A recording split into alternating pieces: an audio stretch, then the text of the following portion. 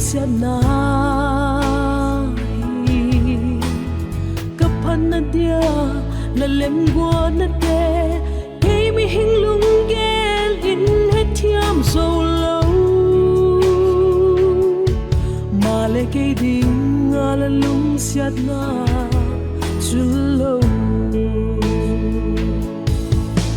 chân qua lâu lắm mà sớm na cái chân thế hi lung nga cái kia trang hi kịp bạc na mi tuổi biang in na lo nang pui na lâu in lal pa hin na hin lum sia nei lâu đi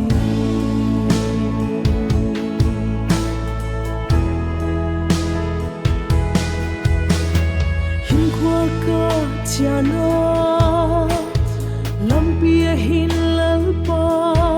nang lohi thiệt na le lung kia na ding atam ka zina gam hin ka phan na din nang in bang ki min nei pui yatyang ki pak thu ka ke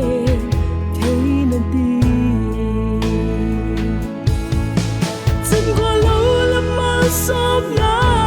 cái chân thế hi lung nga cái kia trang hi kịp bạc na mi tuổi biang in na lo nang pui na lâu in lal pa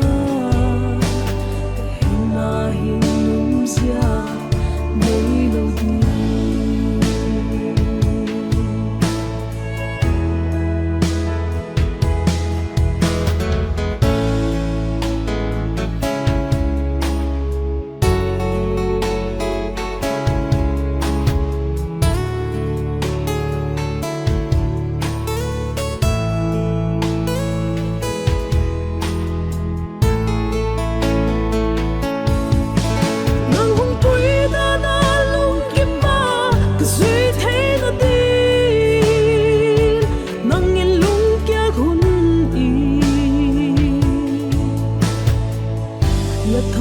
na tôi yung pising ni kay mi hin lúc thêm mà tilin hết thiam lo mà le aso na chu kay ding nga pat na le mal som na chân qua lâu lắm mà som na cái chân te hi